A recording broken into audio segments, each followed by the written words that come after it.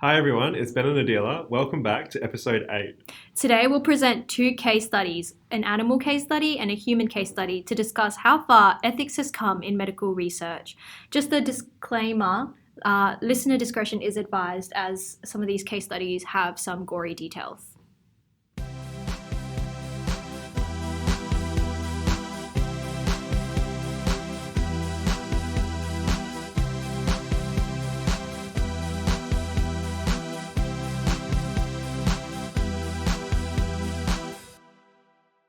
This first case study is on the two-headed dog. In the 1950s, a Soviet scientist named Vladimir Demikov pioneered the field of organ transplantation. So Ben, he used dogs, which were his favorite experimental subjects. I mean, I know dogs are man's best friend, but this is a whole nother level, isn't it? Yeah, that's it. In one experiment, he actually made a two-headed dog. Oh my god. So, that sounds like something out of Harry Potter, like Fluffy with the 3 heads. But Yeah, anyway, but even more gory. oh, Go on, tell us more. yeah, Demikov chose two subjects, a large German shepherd named Brodyaga, or Tramp, Which and which is what it translates from Russian to as tramp, right? oh, okay, there we go. Brodyaga sounded like something like John Wick, his dog. Oh my god, don't drag him into it. And there's also a smaller dog called Shavka. According to the reports, Demikov removed most of the body of the small dog and grafted its head and forelegs to the neck of the larger dog. The big dog's heart pumped enough blood for the both heads. Right. And when the dogs gained consciousness after this grueling 3.5 hour operation, the puppy's head woke up and supposedly yawned. The big head looked over at it, gave it a puzzled look, and at first tried to shake it off. The two heads could hear, see, smell, and swallow. Although Shavka, the smaller dog's head, could drink, she was not connected to the larger dog's stomach. So essentially, anything that she drank flowed through an external tube and onto the floor. Sadly, the two-headed dog lived only just 4 days. Oh my goodness.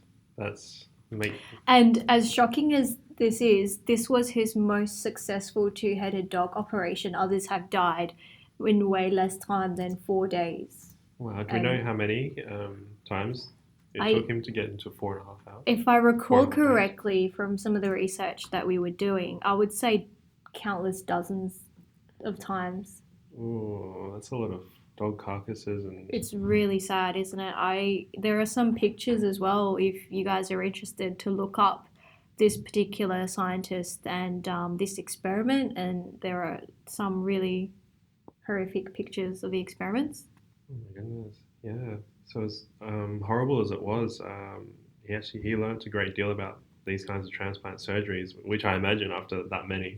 Um, so it paved the way to the first ever successful thoracic heart and lung transplant, which was performed on a dog in 1946. Wow, that's not without its ethical issues though. Yeah, and not to make this situation, like, not to say it's okay, but I mean, research is all about trial and error. And he obviously had countless of errors, and then he had this particular case which was considered a success, as the two-headed dog lived for 4 days. But I think you made a good point about, like, as horrible as all this was, it paved the way to what we know now.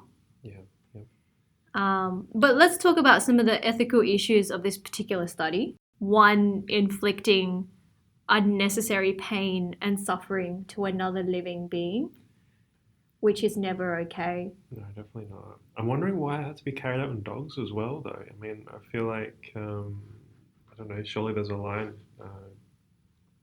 As animals get more intelligent, maybe he could have started with a lower, like a rodent or something, like a mouse. I mean, that's much Yeah. more routine. I mean, I wouldn't be surprised if he did start off that way. And then I think he just kind of favored dogs. Maybe around that time there were a lot of strays and it was easy to pick off the street to use. Yeah, I think that's why the large German Shepherd was called Brodjaga or Tramp. I think it was just a stray picked up off the streets, which okay. doesn't make it okay. But, maybe it was readily available for him to use for experiments. Definitely. I wonder about the small dog as well. I mean, I don't know.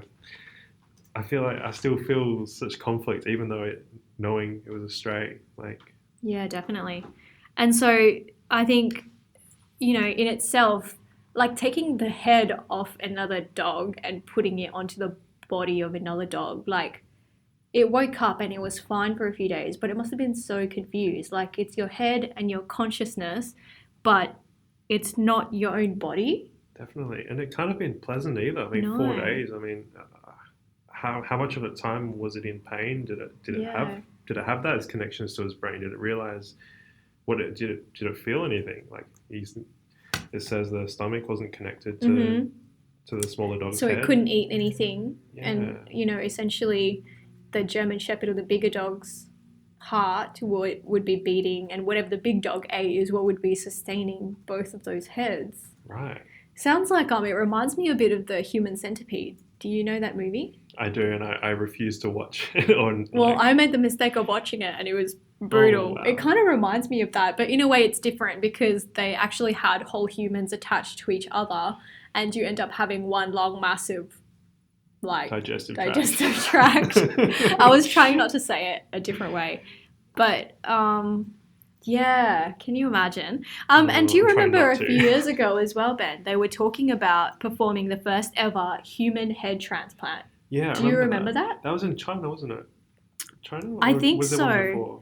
But I remember they essentially had a volunteer. So someone had to volunteer for this. And the particular volunteer, according to some research that I was doing, was a 33-year-old Russian computer scientist named Valery Spiridonov. And he had a muscle wasting disease. So I think for him, it must have felt a little bit like his body kind of giving up on him. But his brain was still as sharp as ever. And maybe for him, he thought this head transplant would have been a great idea because essentially you get to keep your head and your brain and you get maybe a different body, a body that is functioning and healthy. And the surgeon who was going to perform it was Dr. Sergio Canavero, who was going to be one that performed it. And I was looking into this and it actually never happened as the volunteer pulled out because supposedly he fell in love and they had a baby, so they had a family. Oh, that's kind of beautiful. And yeah, but can you imagine if this transplant actually happened? Yeah. Would they have had to kill him first and then take his head onto another body? Because that would be unethical in itself, wouldn't it? It would be. I think I saw this study. I can't remember how long ago or if it was something that was going to be carried out a year later, but it was probably within the last sort of 10 years. They were talking about taking all your blood out of your system, like out of rotation, and replacing with like ice cold saline or even cooler to try and slow down all the metabolic processes. I imagine something like that would have been instated, but removing the head, I feel like just severs so many of the and like what if it doesn't work as well? Like would you have just done it for nothing? Exactly. It makes me wonder what the paperwork would have been like for oh my goodness, yeah, not only that, but and what was there to gain for him? Like he was from what you said, a really bright person who just wanted to be able to do more and like functioning more with his body, surely muscle wasting. Yeah, surely he would know about the risks that cross-connecting neurons, definitely.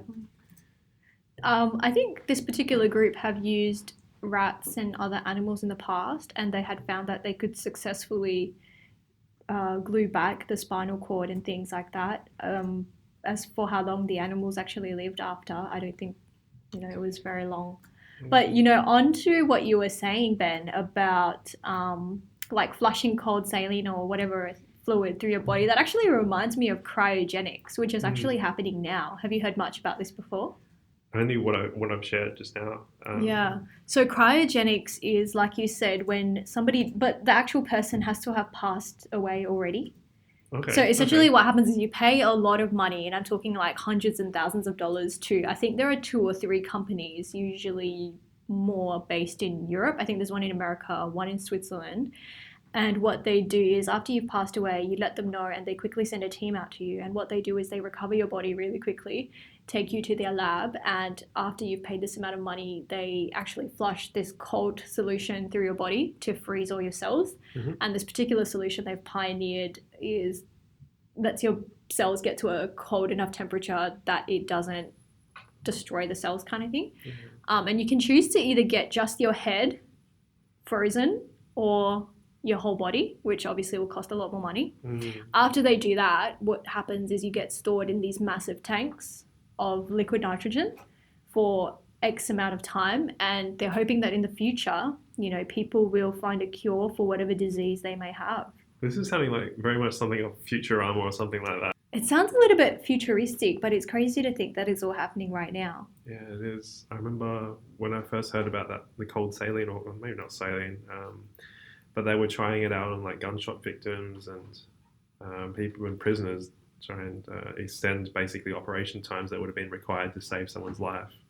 Crazy. So I guess it's all going towards that, a good cause. Yeah, I don't know. How do you know that they're going to find a cure in the future? How do you know that something's not going to happen to you and people are going to wake you up knowing, is it possible to be awakened once you're dead? Like, because those neural connections, even though you're freezing them and preserving them, but they're all kind of stopped, like, after you die, right? That's it. How long can you hit pause on all that and processes? if it's just your head, then how do you know in the future there are going to be bodies that you can attach that head back onto? It's a fine line, isn't it? But there are people choosing that option. It's quite scary. And would you, if you had the option and you had the money, would you get yourself frozen in the hopes that whatever you died of in the future could be cured and you could live another lifetime? My immediate thought is no, but I guess like it's hard to put yourself in that position, in those shoes when you're, well, I guess we're quite young, and it's like we still have our whole lives ahead of us. But if we're like, I don't know, much later, 50, 60, we had cancer or something like that. Might be a different answer. Yeah, terminal diagnosis, and we're thinking maybe, we're 5 or 10 years away from a cure by then. It's all about buying that time, I guess. It's tricky to answer. I feel like life and death is such a natural part of our life cycle. Exactly. I feel like messing with it is just... I don't know. I mean, after you die, I don't think humans are meant to live past, like everyone's meant to die. It's like it's a natural thing. Ooh, but if we go back, so if we look how far medical research has taken us now, so like we've already prolonged our lives or like doubled our lifespan. Yeah. So maybe in the future we can live a little bit longer, but definitely not forever. Yeah, no, not forever. But I mean, I'm a scientist and I'm saying that, but I don't think it's possible. Yeah. Watch this space. Who knows? Maybe we'll be having 150th birthdays one day. This podcast will continue for 150 years.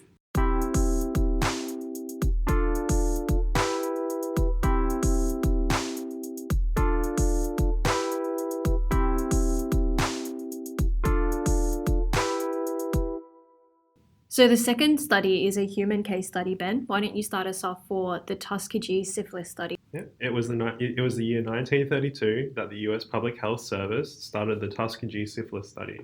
The study was designed to determine the natural cause of untreated latent syphilis in about 400 African American men in Tuskegee, Alabama. These men, all of whom had syphilis, were research subjects.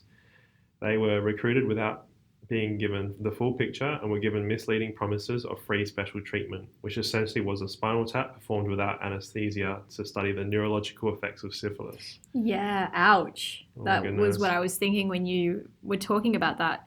So essentially, a side note for those who don't know, a spinal tap is also known as a lumbar puncture.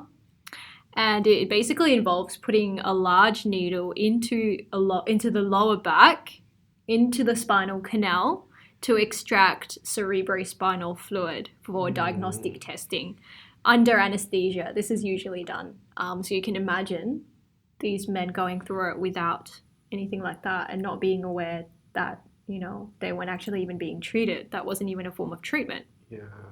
So the subjects received heavy metals therapy, which was actually standard treatment at the time. But in the 40s, when the antibiotic penicillin came along and it was shown to be a safe and effective treatment for syphilis, the men were not given them. Oh my God, what? Oh, This happened through the 50s as well. The study continued until the 1970s. Until in 1972, the Department of Health, Education and Welfare stopped the experiment. By that time, though, the damage had already been done. So 74 of the test subjects were still alive, and at least 28 men, some believe more than 100 men, had died directly from advanced syphilis. In the 90s, there was a class action, and the survivors received a sum of money. The President Clinton at the time also publicly apologized on behalf of the federal government to the handful of study survivors in 1997. Yeah, and just to remind you that there were 400 men who started this particular study, and that by 1990s, 74 of the subjects were still alive. No, 90s was a class action. It was the 1970s that 74 of them were still alive, and at least 28, and some believe more than 100. And remember, documentation isn't what it was then as it is now. So who knows the number of men who directly died as a result of this. And in 2020, that is a crazy scenario to imagine. That's saying something. Essentially, that was a very summarized case study. There's lots and lots of information out there if you'd like to read more about it. But Ben, why don't we discuss some of the ethical issues or lack of ethics thereof to this particular case study? Can you think of anything in particular?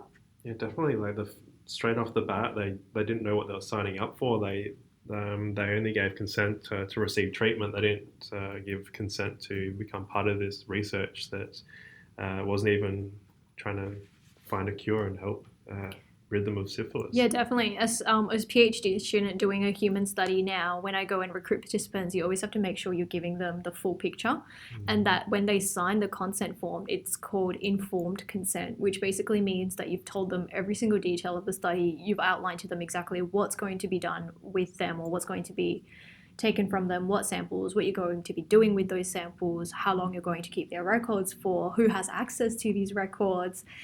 So all of that stuff now is outlined, and when they sign the form, you know that they've had the full picture, informed consent, and that you've given them the opportunity to ask any questions and queries that they may have before they sign up. And essentially, you can't coerce them into signing up as well, because that is a big no-no. So it's scary. It makes me wonder as well if any sort of document like the one you described was provided with any of these facts, or they were just given this form and told that, oh no, we're just going to give you a quick rundown, everything is in the document, but just deceive them basically. Essentially, yeah. I mean, that's the next thing. Researchers really took advantage of a deprived socioeconomic situation where the participants had experienced low levels of care. So essentially they didn't know any better. So that when these researchers and doctors came in with white coats and all their equipment, if you're someone who wasn't in the field, or, who wasn't always in that situation, who didn't know any better, you would probably be thinking that, you trust these people, they know what they're doing, and, you kind of just hope that they would be doing what was best for you. Exactly, especially going through all the education, everything to get them to where they are with that stature, that responsibility of your health. Essentially. So, like they were doctors and nurses usually involved in, and we usually see them as authority figures and figures who care for our health, who more often than not know what's best for us. Yeah, I know that whenever we go to the hospital, if we go in there, we have to see a doctor or GP whenever we get sick, and we have that level of comfort. We know that they're going to do the right thing. It's like, this is your job, like we trust you. Exactly. So that's like the word you used was deceived. So, I mean, it is a big deception. Another interesting dot point. Subjects were never told that they had syphilis, what would happen to them, and what treatment they would receive. So, and also, I think in the case study we were saying when antibiotics became available, they weren't given them. Yeah. I can't imagine the pain and discomfort they'd be going through at that time. Yeah, and definitely in this day and age, like, you wouldn't withhold treatment. Like, that's not ethical. If a treatment became available for that particular disease that group had, you definitely shouldn't continue with the study, and they should definitely be treated. And essentially by doing this, researchers overlooked or neglected the patient's welfare, which should always, always, always be first, regardless of the research. you look after the person's well-being or the animal's well-being first and foremost, and essentially everything else in your study comes a distant last second. to that. Yeah, definitely. I mean, your care for their well-being and maintaining, well, not maintaining, like keeping them from pain and discomfort wherever possible is. Yeah, definitely. And I think the study started in the 1930s as well, in the 40s. And I think I mentioned this, but documentation and accurate record keeping of participants, of what was going on with them, they were probably not accurate or even documented. No. And so the number of subjects who died from syphilis in this particular case study is never actually known. So the number of survivors was estimated to be between 76 and 100 or so, and the number that had died were estimated to be between 28 and 100, but that still doesn't add up to our 400. That's barely half. That we started off with, yeah. Yeah, that's some pretty dodgy record keeping there. I mean, you can't just lose almost 200 patients. It's alarming. And, if I reflect on that as a person who is, involved in recruiting humans for my particular study, yeah, you need to keep accurate records. And we're quite lucky that most of the records that we pull on the patients are actually from a hospital database as well.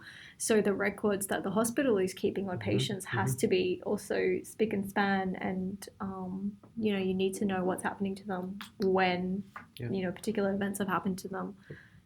It's just about the comments on that. Like, you got continuance of that record. Like, sort of reflected in each other records. Like, if for example, you were treating patients in this sort of, maybe not for syphilis, but for any other disease these days, and yeah, definitely, you're trying out a treatment. I mean, the hospital would be keeping a close eye on them, as well as any ethics committee. Yeah, definitely.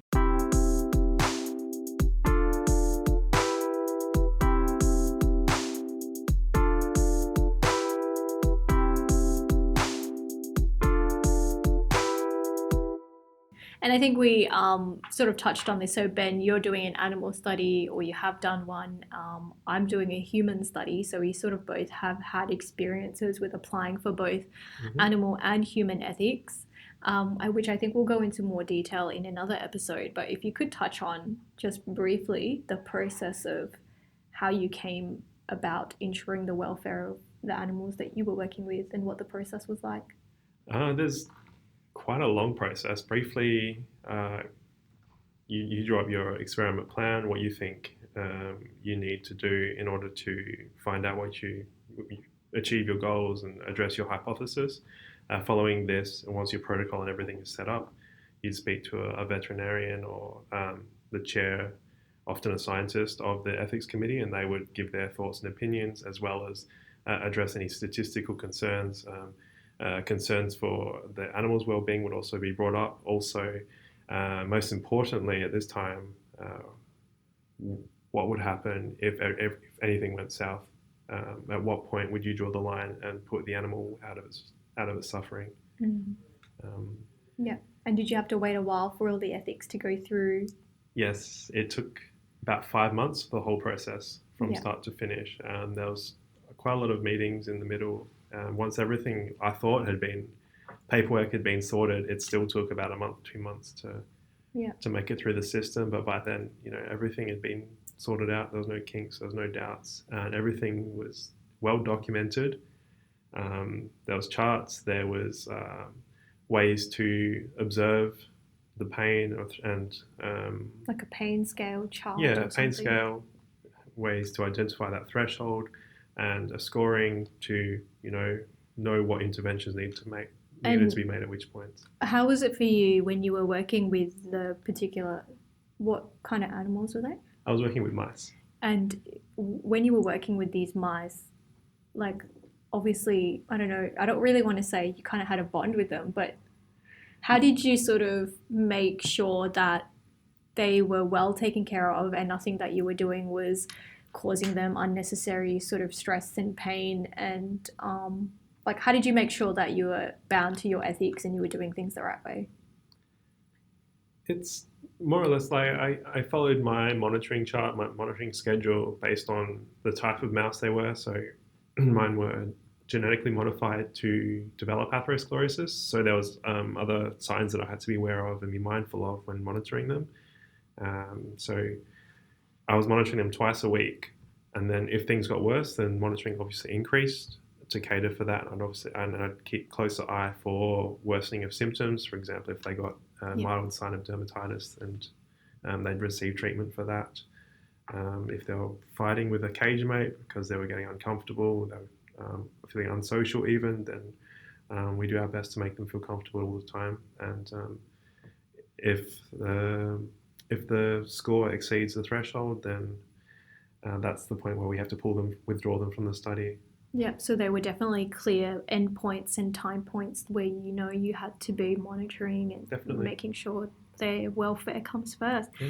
And sorry. No, there were times when as well we had to pull 4 mice from the study because of scoring being too high. Yeah, right.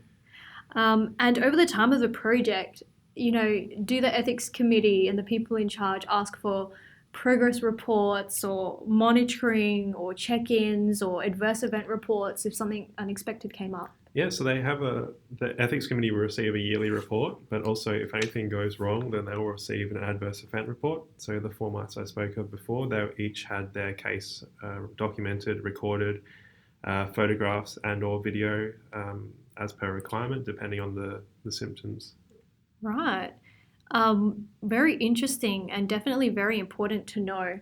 And a lot of people think that any sort of research, it definitely doesn't just happen. You do have to apply for these ethics. And we're lucky in 2020, like it's definitely not what it used to be, like those case studies that we read about. There's definitely a fair few similarities, but also differences between our animal and human research ethics. But for both, there are regulating bodies. As you mentioned, you had the animal ethics people who are in charge of very rigorous policies and procedures to ensure that a study meets the ethical and safety criteria before it can even be approved to begin. And essentially, like for my human study, before I could even start anything, and we mentioned this a lot in episode 7, which was the episode before this one, where we were reflecting on our first years, we mentioned that essentially most of our first year was dedicated to doing a lot of ethical paperwork and making sure that our project had ethics approvals before we could continue. So my whole first year was making sure all the ethics and the protocol, so the protocol is a document that you come up with, which basically outlines what kind of patients you're going to be recruiting, where you will be recruiting them, who will be doing the recruiting, what samples you will be taking. And I remember putting all of that protocol through and trying to submit it through RGS, which is the Research Governance Services, I think, which is the people in charge of granting you ethics from the project. And I remember for our ethics, probably the most invasive thing that we do is take blood. So we take blood from our samples. From our patients. One of the samples we take is blood. And in terms of categorizing the risk for this particular project, they had deemed it more than low risk. Like that was the exact word. Okay. Yeah, you would never think something like taking blood is considered like more than low risk. Like I would have classified it as low risk because it's something so routine. Yeah, but they were like, no, it's more than low risk. You need to have, what are you going to do if things go wrong? And I'm like, give them a bandage. They're in a hospital.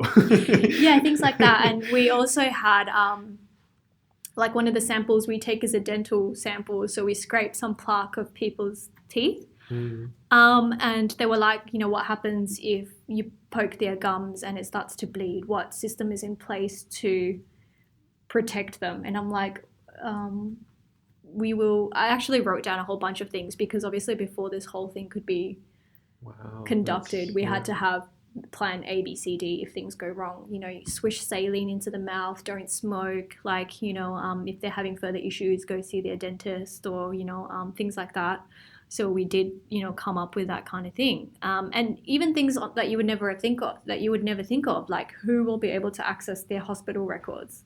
Because you can't just have anyone random taking, and also when we have, as I'm sure you did with your mice, you wouldn't use, I was going to say you wouldn't use your mice's names, but so we wouldn't use our humans' names. We would de-identify them and give them unique study IDs that, if somebody looked at that sheet, wouldn't be able to identify, oh, that's John Smith.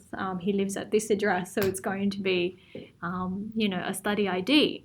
Definitely got to respect the patient privacy. And Yeah, confidentiality, right? Because there's so much information on the background of these particular subjects. You actually also have to outline in your protocol how long this research will go on for, where it's taking place, the risks and benefits to the patients. Is there anything that benefits them taking part in the project? And some projects do have benefits, like sometimes they will get, if they're having blood drawn and things like that, they'll get their particular blood results. If they're doing a CT scan, they would be able to request a copy of the report of their results. But you definitely have to write down all the risks that they are involved in, which is why in our information forms, before they sign up and get their consent, we mention, look, we're taking blood. This is the worst thing that could happen to you. We're taking a dental sample. This is the worst thing that can happen to you. And so if people choose to be involved, they are aware of all the risks and they're aware of all the benefits, which is why we call it informed consent. They're giving the bigger picture. Yeah, as you mentioned, it takes months, even years sometimes, to get your ethics approved, depending on the risk level of your project. Yeah. And essentially only once your study's approved, then you can begin. And then you'll get, emails coming up about monitoring and progress reports and has your project finished. And sometimes you get people coming in to audit as well, like if you're, yes, putting the files in the right place, if you're, doing all those other things that you said you would be doing. So there's definitely a lot of guidelines in place. And if things go wrong, there are also adverse event reports and things like that to manage.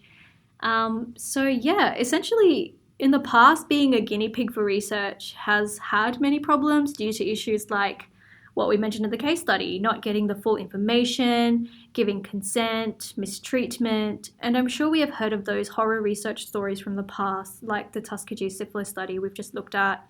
There's also other studies if you're interested in doing some research. There's a really interesting one called the Monster Study. There's one called Operation Midnight Climax, and also the controversial Nazi human experimentation that occurred, among other examples. In the case of animals, it's perhaps a little sadder, as they have no idea what's happening to them, and they can't really communicate their pain and their thoughts with us. Yeah, which, takes it to a different level. I think we have a natural soft spot as well for animals.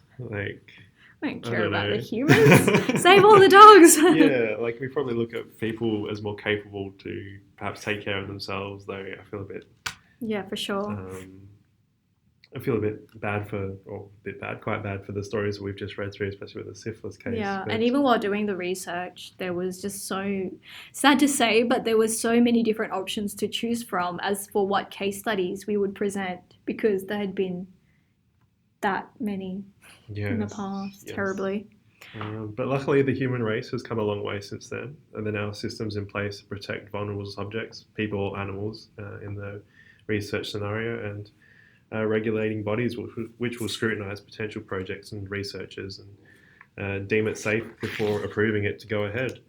And we've discussed the required progress reports and regular check-ins, the site visits, which are all mandatory to ensure that the project is running safe and within regulations. For sure. And I think we also depend a lot on our supervisors as well to kind of check over our work, make sure our data is right and we're doing all the right things. And so we can definitely see that we've come a long way since the past, and that we now have many policies and systems to protect those involved in research as subjects, as well as the researchers themselves. So we need to be able to protect ourselves as well.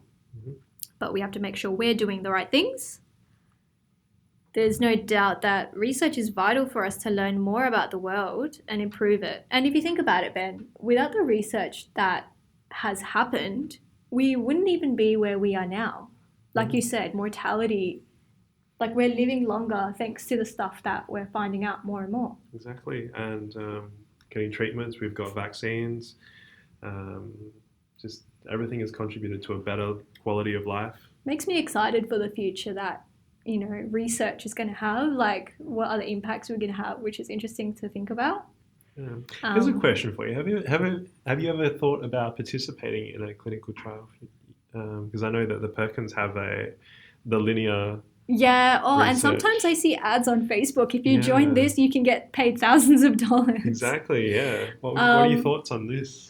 I mean, I have thought about it. I think back when I was a uni student, I think it was a great way to make a couple of extra dollars. But I actually never got the chance to participate in those particular trials, but I have helped with particular like small research projects before that I know have been run at university while I was there. Okay, perhaps by a colleague or like Yeah, donating exactly. I samples. remember Yeah. there was one that we did where the particular researchers were interested in doing. So you would wear like different sensors and you would run barefoot and then you would run with shoes on because their particular research was looking at how wearing shoes has affected our natural way of walking slash running.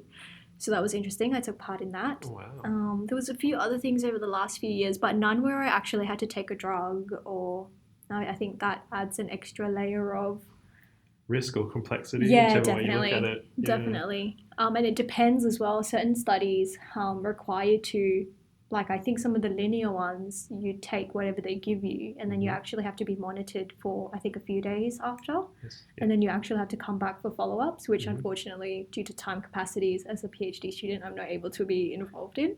Yeah. But I mean, we hope that our listeners have gotten a little bit more information on how research works behind the scenes and how we try and have the welfare of the humans and the animals at the forefront of whatever it is we're working on, and the project comes second. So essentially, if you're ever asked to participate in a research project, we hope you keep an open mind, get as much information about the project as possible, express any concerns and questions you may have to the researcher, and hopefully you'll be able to get involved and even have a great experience at that. Yeah, definitely get you a bit excited for it as well. I mean, Yeah. you're signing up, you're giving away some time, and Ben, have you helped with any research? I've only donated some saliva, which is I think is a very low risk sample, though the ethics committee may have categorized that a layer up, but that's for them to I classify. think we have a couple of friends at Curtin who require blood. I've Yes. given blood to them. I think one of my good friends is working on a platelets, Yep. so she takes some blood sometimes, which I'm more than happy to give because, I mean, blood is something we have plenty of. Yeah, that's it. That's it. Yeah. They've asked me before, but You're a bit iffy with I needles, was a aren't bit you? iffy, a bit squeamish. I haven't had my blood taken that many times, but I think as researchers as well, it gives me a different point of view as well of other people doing research because I know how hard it is to get samples. samples, to get participants. Mhm. So it definitely means the world when people sign up because it can be tough. Like some people are just like, no, I don't want to help. They like research has a bad rap. Mm. But I guess that's the whole point of doing this episode. You know, hopefully people are now a little bit more aware of all of the paperwork, all of the background, all of the admin that goes into making sure everything is as safe and as ethical as possible. That's it. So we can all be a bit more calm and not be Yeah. as shy or scared of. Being involved in research. Yeah. Nothing to be a red flag about. So thank you so much for tuning in. I think we should wrap up this episode. What are we talking about next week, Ben? Next week, we discuss things potential postgraduate students may want to consider before starting their postgraduate degrees and things no one's told you about starting one, as we discuss various skills you pick up during your degree. We hope you'll be able to join us. Thank you for listening. Thank you so much for listening. We appreciate your support. Bye.